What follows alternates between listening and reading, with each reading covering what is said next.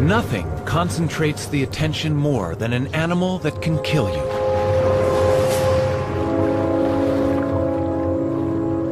And hundreds of us are killed every year by crocodiles and alligators. These reptiles have been top of the food chain for more than 200 million years.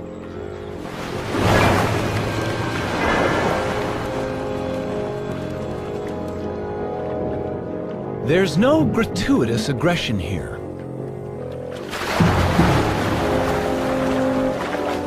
They're just doing what comes naturally. They're nature's cleanup team, snatching the weak from the herd or scavenging the already dead. They help keep the world a healthier place. Wherever crocodiles and alligators live, humans are a late arrival. We've only been a part of their world for less than 100,000 years. And just how dangerous they can be, we've learned the hard way. So what are the secrets behind their long success as the animals at the top of the heap? The ultimate predators.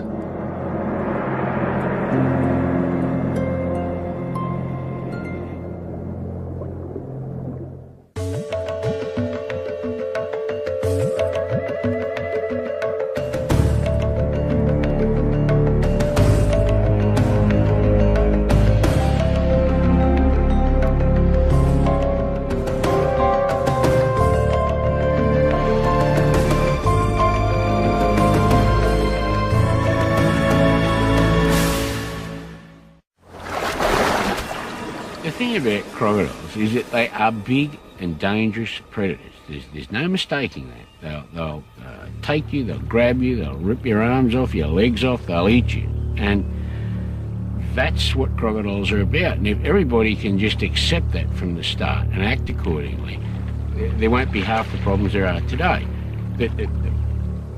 What you have here is really the ultimate predator that's evolved and designed to eat things from the water's edge.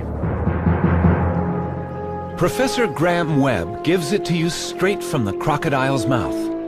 He's studied Australia's crocs for over 30 years. The tale he's lived to tell is not only that these are the world's most dangerous animals, but that their behavior is surprisingly predictable. Rob Brettle shows how. Crocodiles actually work on eyesight and vibration. Out of sight, out of mind.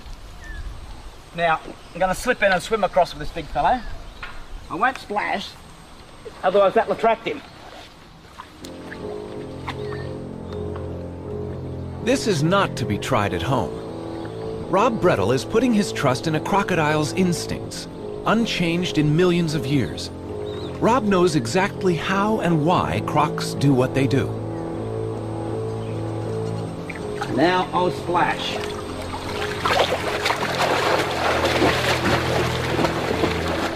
When we splash around, we act like animals in distress, and that attracts the crocodile. They can zero right into where we are.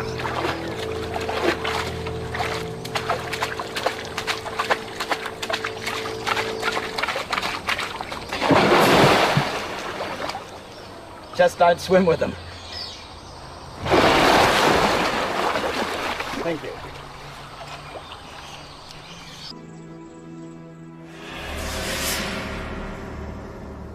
The origin of the line of reptiles leading to today's crocodiles lies far back in time. Their ancestors lived before the dinosaurs, to which the crocodiles are very closely related.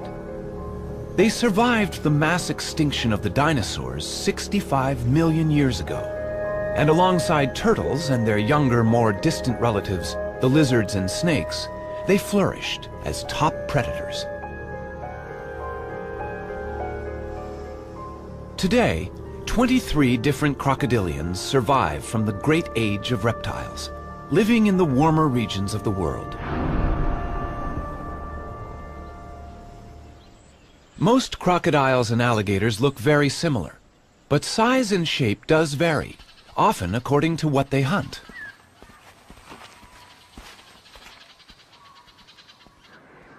Heads can give a clue to diet. Broad heads and jaws are powerful enough to handle a wide range of prey. But narrow heads catch fish. This hunter is an Indian gharial. The very largest of crocodilians may be more than 20 feet long, and most adults are generally sluggish on land. But there are exceptions. This South American caiman is quite nimble.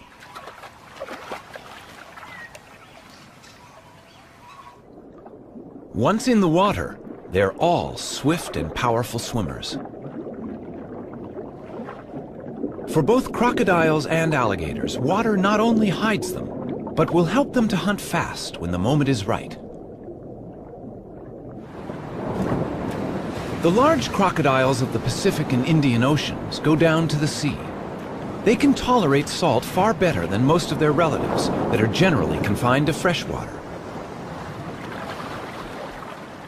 Special glands in their mouths excrete concentrated salt back into the sea without losing too much water from their body fluids.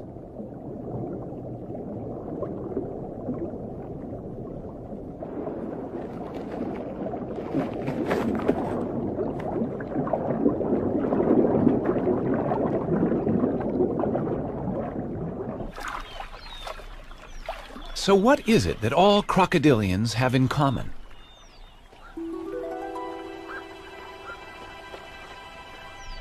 They depend on the sun, which governs their life the world over.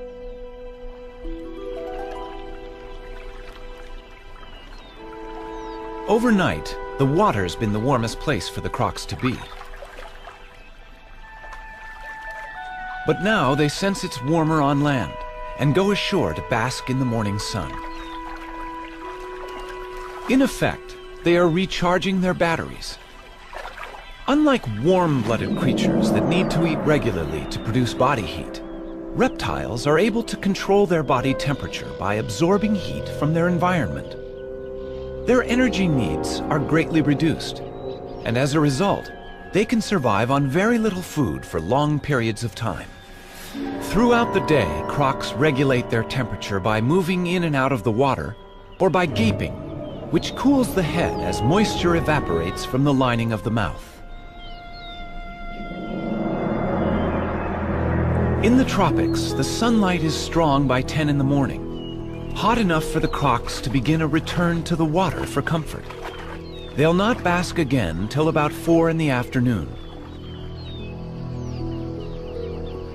A sense of time, a sense for temperature, and many other senses keep crocodiles in touch with their world. Graham Webb.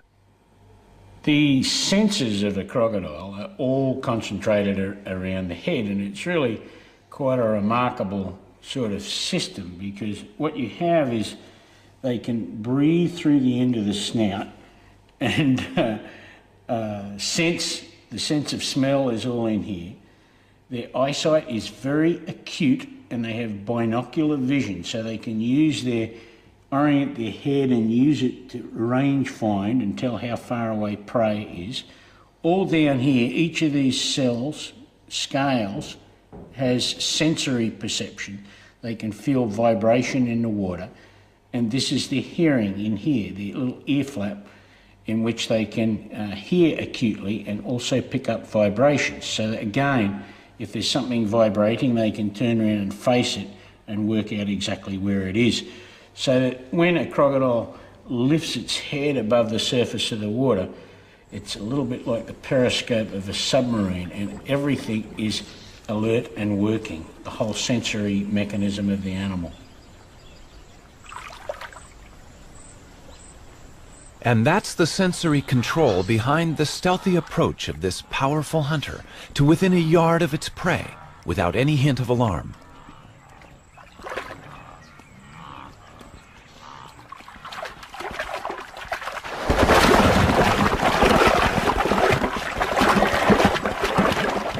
Now strength takes over. Jaws that can grip over 400 pounds of struggling wildebeest with apparent ease.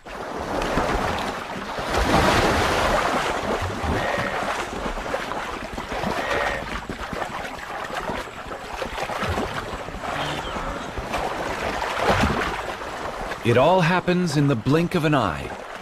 But what comes after capture? How does a croc eat its dinner? How do crocodiles eat? They do it in two ways, but the same principle is used. With the enormous pressure they have, when they take smaller animals, they just bite down, make a dotted line, pick their head up and just go shake. When they shake it, it just tears along that dotted line. A piece as big as their head is then swallowed whole. With larger animals, like dead animals on a riverbank, they come in, they go chomp onto it, then they spin, and the large animal sits still, and this just tears that piece out.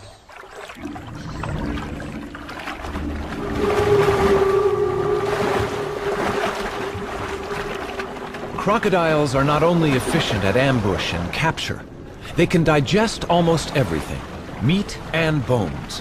They waste nothing. And after a big meal, a 1-ton crocodile may survive almost a year before having to feed again. An African Nile crocodile needs less than a tenth of the food that a lion must take. They call this the death roll. Rob Brettel again. What I'm going to show you now is the so-called death roll, which is actually a feeding roll. Got a chook tied to a bullet to the string. A rope. I'm going to throw it in front of this fellow and let him grab hold of it. When he gets hold of it, I give him resistance. See, he shakes it. He'll shake it first. He won't give resistance, he'll spin. See? And that's just to break a piece out of it, that's all. Some power there, I tell you. Feel like someone's punching the Now he's rolling again.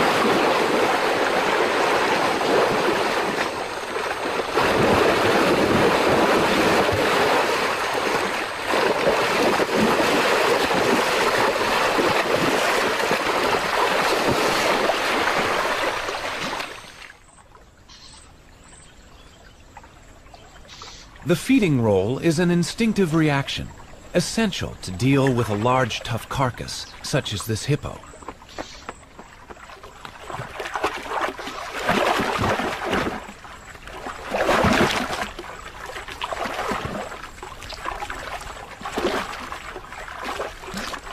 While some hold the carcass steady, others roll to rip pieces off.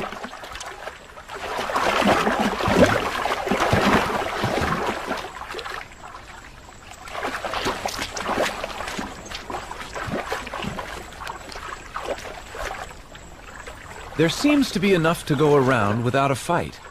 But how unusual is this sharing? Crocodiles tend to be very solitary animals, and they feed alone and look after themselves alone and don't trust their next door neighbour. But on occasion, they seem to work together. Now, sometimes this is because there's just a lot of food in one place and they all come together and they sort of decide, let's not fight each other, there's plenty of food. Other times it really does seem as though there's real cooperation where they're helping each other. But that's sort of the exception rather than the rule. At Ndumo, in South Africa, the exception can be seen once or twice a year when the gates on this dam are opened. An artificial flood races downriver.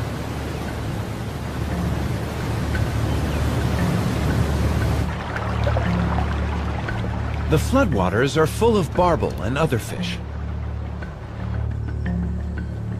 This flood is out of step with the seasons, but the pace of the flow triggers some fish into racing upstream, heading for their spawning grounds.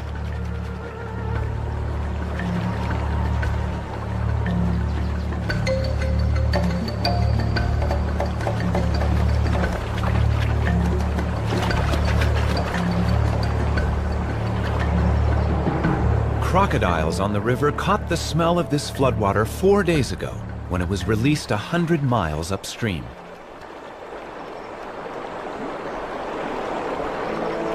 Bottlenecks, which the fish have to leap, have become gathering places for the crocs. They're ready for the feast of fish that will jump into their jaws.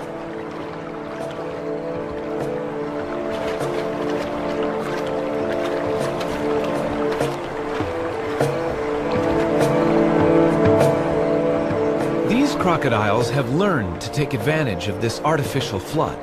but may have gathered like this during natural floods for millions of years.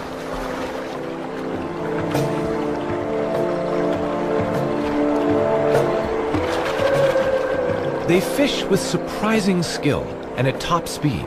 Their strike rivals the speed and accuracy of a snake.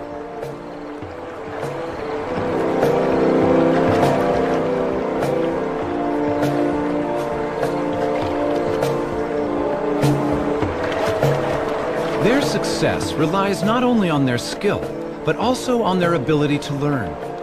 They may have small brains, but crocodiles are a lot smarter than they've been portrayed. And their intelligence is matched with powerful weaponry.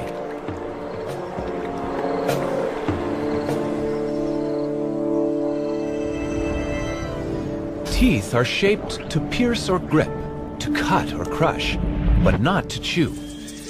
Sensory cells detect vibration. The jaws are opened by relatively weak muscles, but powerfully closed to grip heavyweight prey. A valve seals the throat when the mouth is open during underwater attack. And a third eyelid, the nictitating membrane, covers the eyeball when underwater. This cover is a transparent protection, but it means that the eyes have limited focus.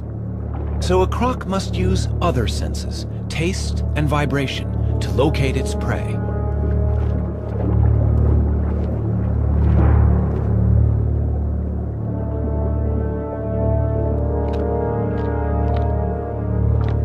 Above water, the eyes are essential to hunting. Set high on the head with binocular vision for judging distance. The pupil, a mere slit by day, can open wide at dusk or in darkness. Look for crocodiles in the dark, and another secret of their excellent night vision shines back at you. At the back of the eye is a mirror-like layer, the tapetum. It reflects light back into the eye, doubling its sensitivity. Crocodiles miss little, even in the dark.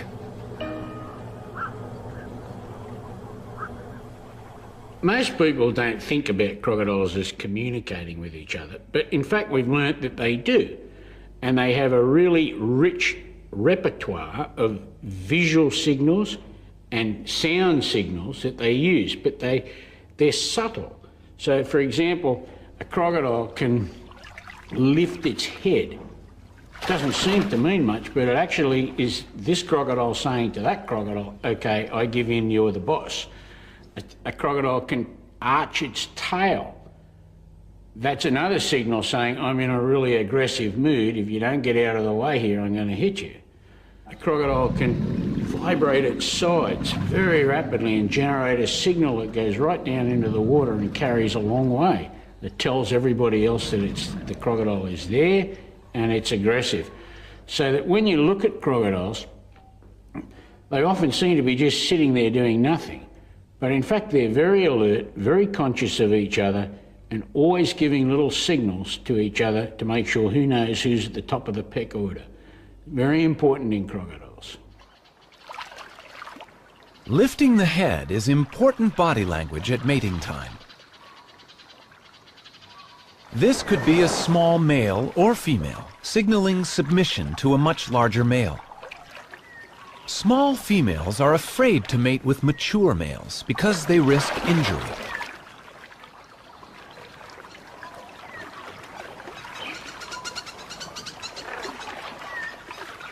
In this case, it looks as if the smaller animal is a male.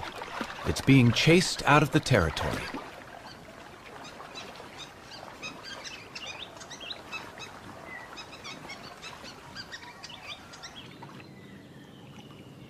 A male Indian gharial has a distinctive knob, the gara, on its narrow snout. The female does not have that decorative signal. The size of the gara is a measure of a male's dominance, and the gharial can also use it to produce a buzzing sound. These badges of male rank are flaunted high. Each male knows his place. Size matters when gharials are mating. These Nile crocodiles are competing for dominance by jaw snapping, raising tails, and even blowing bubbles.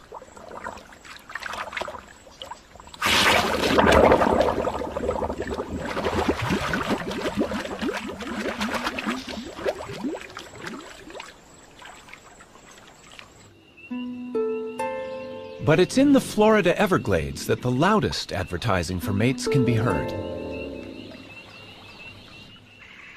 During the breeding season, these alligators bellow and vibrate their expanded bodies, something that terrified early explorers.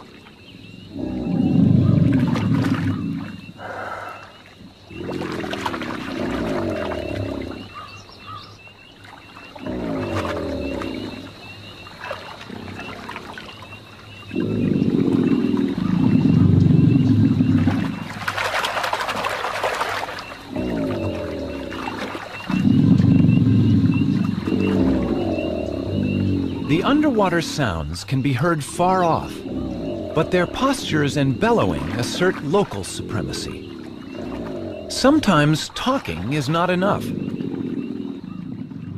and rival males come to blows. It's violent and damaging.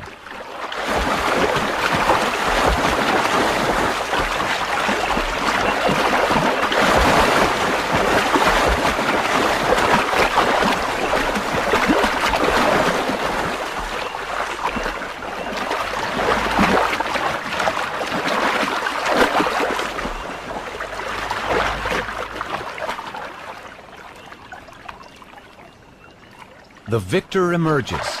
He's made his point and sent the challenger on his way, out of the territory.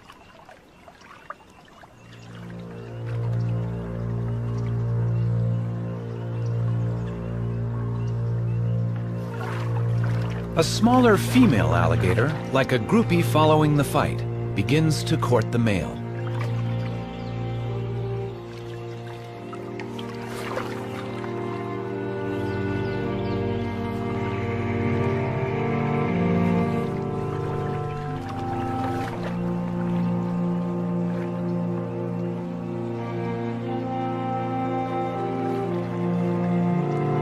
One male may mate with several females. Unsuccessful males are forced out of the best territories, sometimes into our backyards.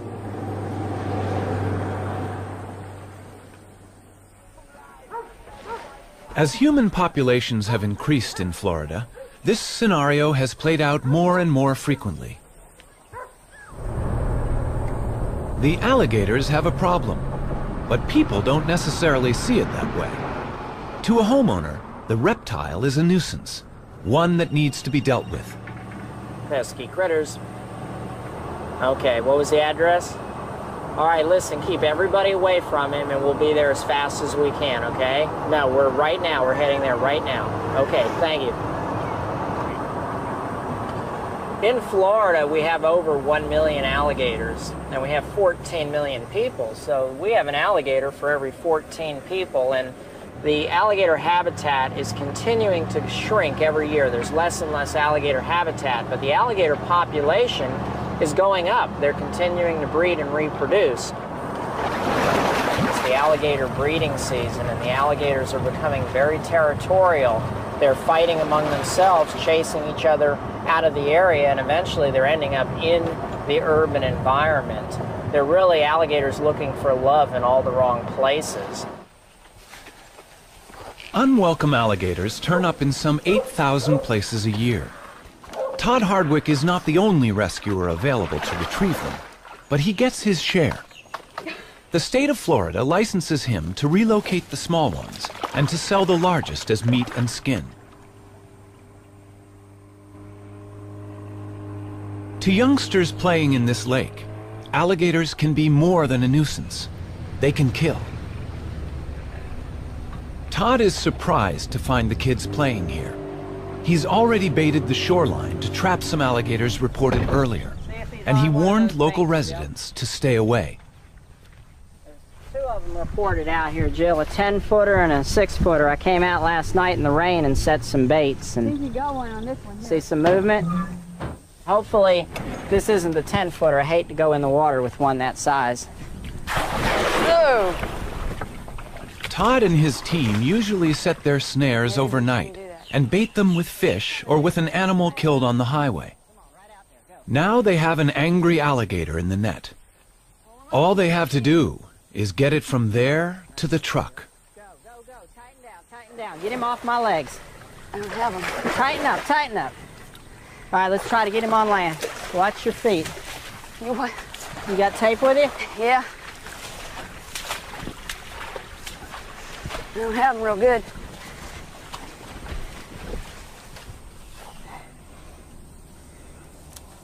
Hurry.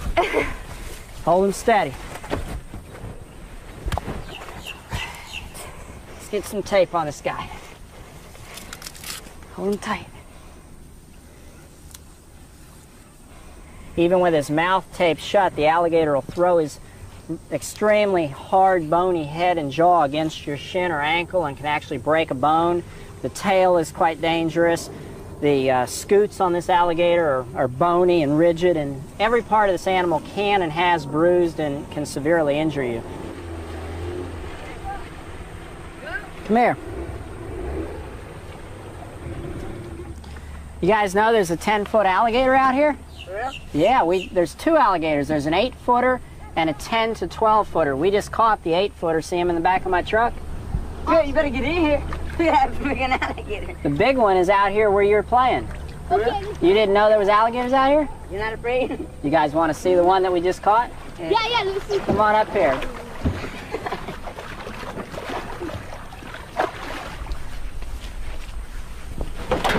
Yeah! Hell yeah. Come on up here a minute. This is the baby. Baby. The baby. You're out there playing with the mama. Or the daddy, baby. They say he's 10 foot or bigger. You look pretty tasty dragging behind that boat. Hey, just stop. But you guys be careful out there.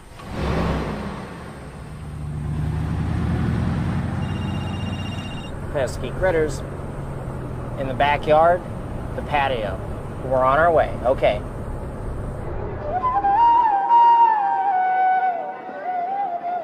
The problem is even greater in India. Millions of years ago, the rivers teemed with crocodiles. Now they teem with people. The river is central to these people's daily lives. So much so, it is considered sacred. When life is over, it is to the sacred river they commit their dead.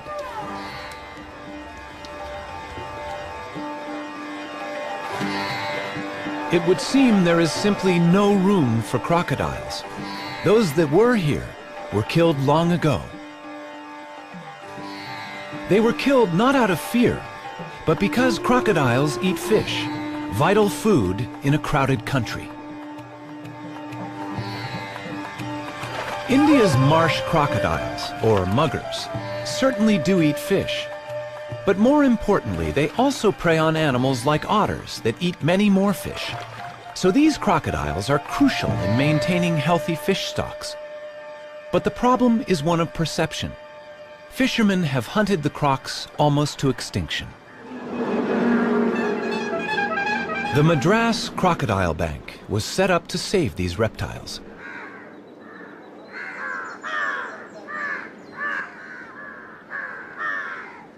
They hold in reserve here a healthy genetic stock, ready to be released into the wild. The only problem? No one wants them there.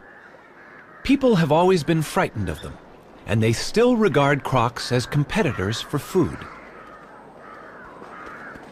Ram Whitaker and his son have been left holding the babies, several thousand of them. Their main task now is to educate the public about the need for wild crocodiles. When I first started doing crocodile surveys in India in the early 70s, it was very apparent that India's crocodilians were in very, very bad shape. They were really on their way out, especially the saltwater crocodile and the gharial. And one of the measures to sort of help things out would be to start breeding them in captivity and then offer them for restocking back to the wild, which is what we did. I started gathering up crocodiles from here and there. I had about a dozen adults and 50 babies to begin with. And ultimately we ended up with over 5,000 crocodiles, which is what it is today. And we've been able to supply nearly 1,000 of them to various restocking projects around the country. And I think we've contributed quite a bit in the way of public education too, because nearly 1 million people a year come to the Croc Bank. Films are made about it, and on TV, local TV, radio, interviews and magazine articles and stuff, all which help to sort of demystify the crocodile, make people at least, if not love them, at least, you know, put up with the idea that they are a creature on this planet which has some value and considerable interest.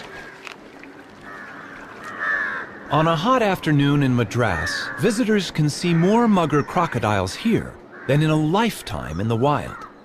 They're breeding too well. But crocodiles lay eggs, and the staff and some local monitor lizards are eating as many as they can.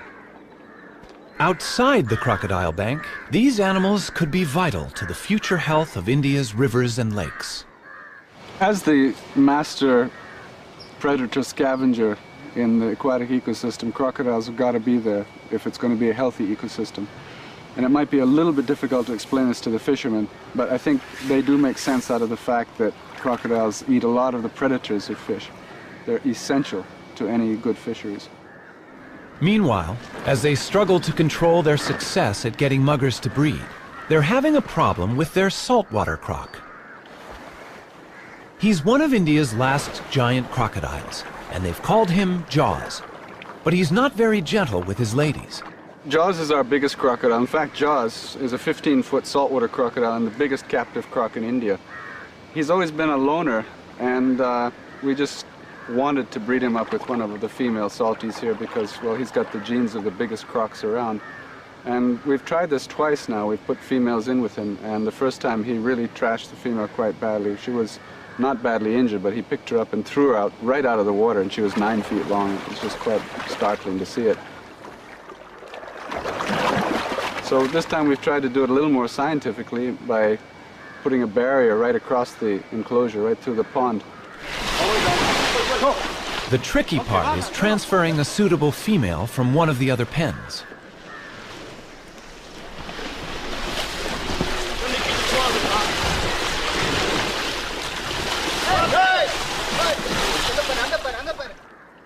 Yeah, I think ultimately we will find a female who's compatible with Jaws. I mean, they're just like any other animals. There's a very definite compatibility factor here. And he's used to being alone all these years, and suddenly we chuck a female in with him. He's got to get used to her. They've got to smell each other, they've got to get to know each other, and then I'm sure it'll happen.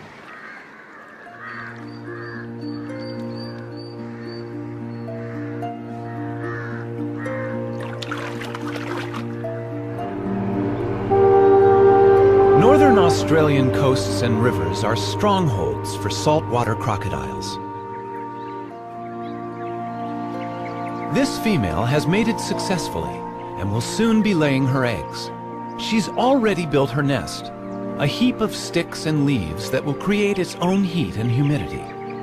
It will be a natural incubator, its temperature influencing the sex of her offspring. But she'll not bury her eggs within it until nightfall. Till then, she guards her nest site from other females.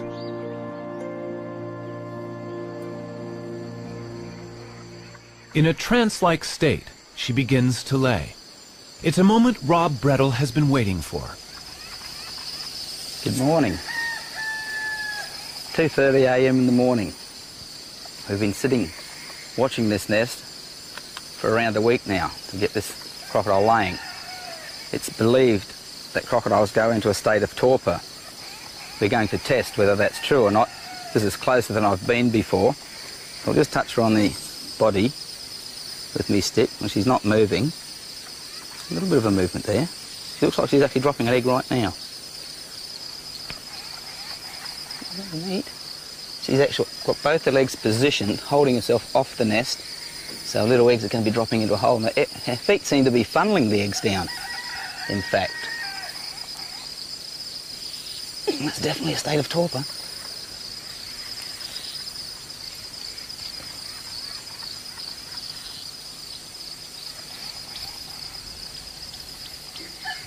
Oh, she just dropped one. Geez, the hole's deep. There's one. Now this is the first time this has ever been filmed. Taking an egg from a crocodile as she lays it. I've been playing with them for 24 years. This is the first time this has happened. I tell you what's really exciting.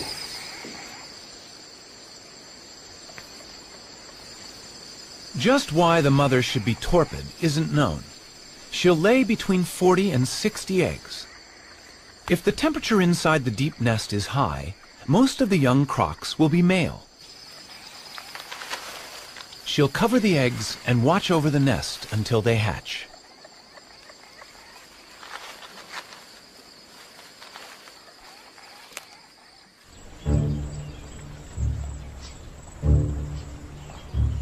In Africa, crocodiles build a very different type of nest. This female crocodile has laid her eggs in sand, less than 60 yards from the river. The sand she's covering them with will keep the eggs at a modest temperature, hidden from the glaring sun, which could dry them out.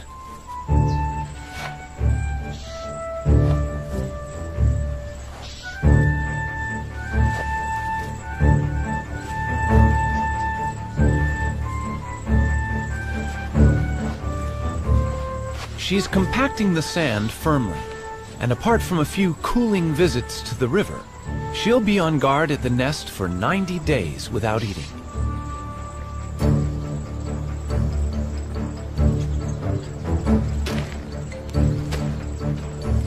Her eggs are always at risk from egg thieves, such as a monitor lizard or a mongoose.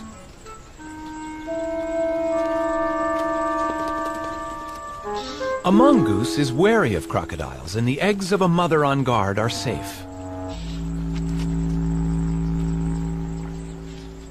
But this nest is vulnerable. The crocodile is away for a moment, cooling in the river. The eggs were almost ready to hatch.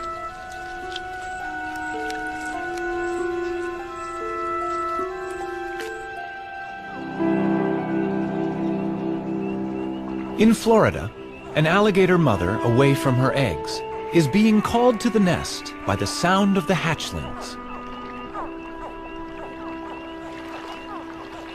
Cries from both inside the eggs and from emerging youngsters summon her to their aid and protection.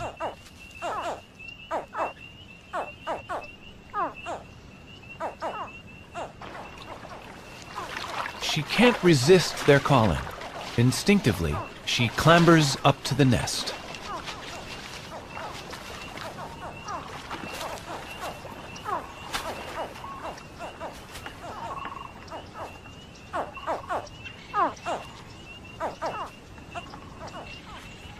The eggs were laid deep in a mound of soil and vegetation, and some hatchlings need help to get up out of the heap. Though large and heavy, the mother is surprisingly gentle at finding her family.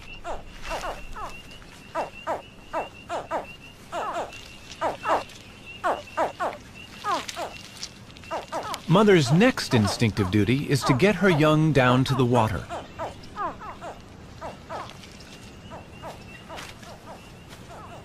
Remarkably, she ferries some of them there in a pouch inside her enormous mouth.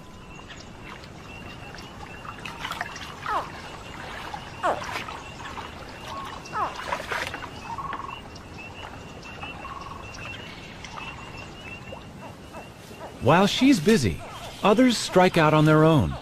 A risky journey with so many herons, egrets, and snakes around.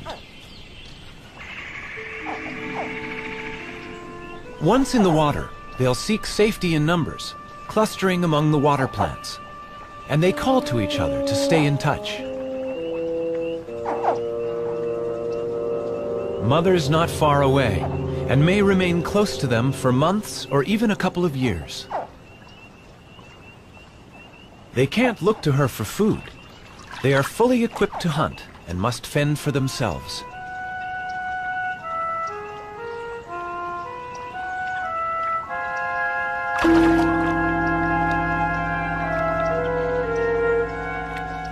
but it's foolish to stray too far.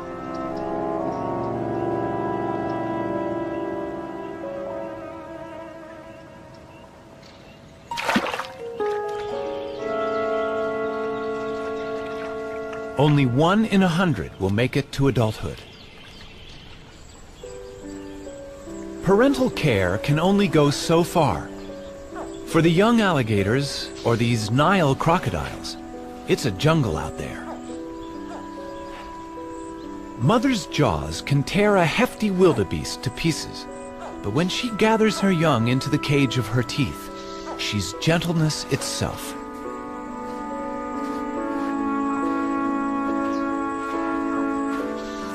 Safe in the pouch of her mouth, she delivers some of her family to the water.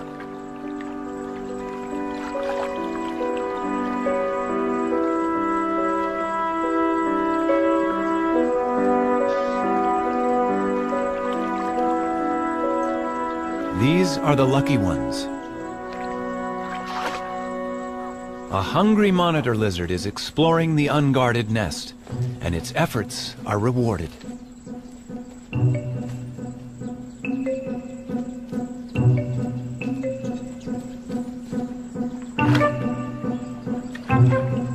While young, even these top predators are bottom of the heap.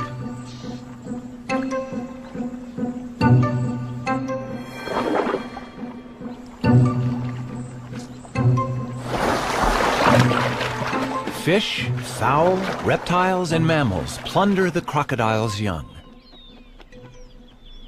But there are ways of fighting back. Young caimans in Venezuela have been clustered together in a caiman creche.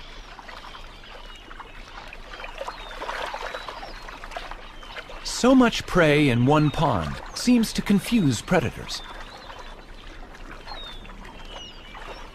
There are hundreds of youngsters, all in the care of one adult, a single nursemaid in charge of everyone's offspring.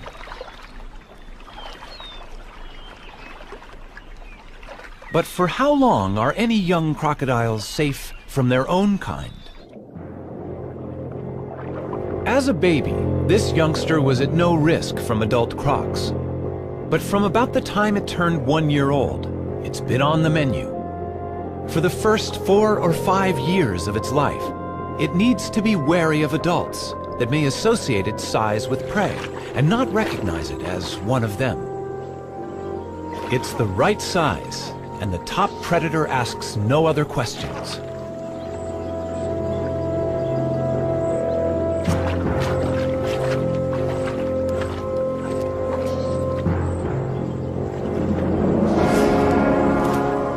"12 years old, and a crocodile is maturing fast. In a year or so, a male will have a territory and be looking for a mate. The crocodile is now the ultimate predator, and everything is potential food. There is only one relatively new problem. We're on the menu. Crocodiles have lived hundreds of millions of years without us and have no particular grudge against us. We simply look and move like any other prey. Even a grown man is an easy target for a large crocodile, yet some people have to live with them. The real problem with crocodile attacks around the world is with the people who live in the exact same areas the crocodiles live in. It's not with the people who live in the cities around the world who do their hunting and gathering in supermarkets. It's with the people who depend on the same areas as the crocodiles do for their water, for their food, for their livelihoods. This is where most of the world's crocodile attacks occur, because everyone's survival is dependent on using the exact same resource. They're in full competition. In Australia, residents relax around crocodile-infested waters. There are plenty of signs, warnings, and instructions, but where people relax, common sense often forsakes them entirely.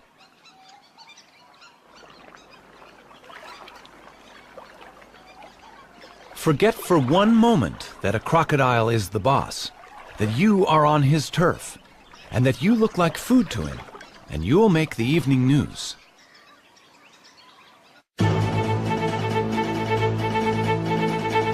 Trying to drag Mrs. Panqui to the river, the croc lacerated her chest and liver. She's now in intensive care in Darwin. Meadows is the second person to die a gruesome death following crocodile attacks in the past 2 weeks. Conservation Commission rangers then began their hunt for the suspected killer croc in earnest, and in the small hours of Thursday morning they caught and killed a 4.5 metre monster. A quick examination of its stomach contents revealed more decaying human remains. The severed head of the slaughtered reptile, along with the human remains, had been flown to Darwin. What makes crocodiles so dangerous is they can hide in almost nothing, they can hold their breath for hours, and lay motionless for hours. They're what I call the ultimate waiter. Now here, the water isn't very deep, you'll notice. That's how deep it is. About there. Yet there's a big fellow just laying there, nearly 4 metres long and 400 kilos. If I splash something in the water, watch.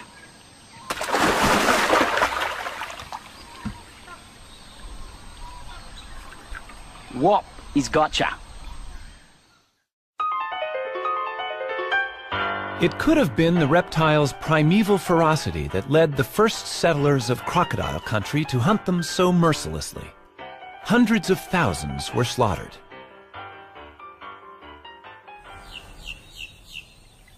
In Australia, the saltwater crocodile was almost extinct by the 1970s. But today, that's all changing. Crocodile farming is becoming big business. A growing number of crocodiles are raised on farms like this one from eggs collected in the wild. The farmers profit from sales of meat and skin and from tourism, all of which is licensed and controlled by the government. Ironically, it's in everyone's best interest to protect wild crocodiles and their nesting sites as an ongoing resource. Everyone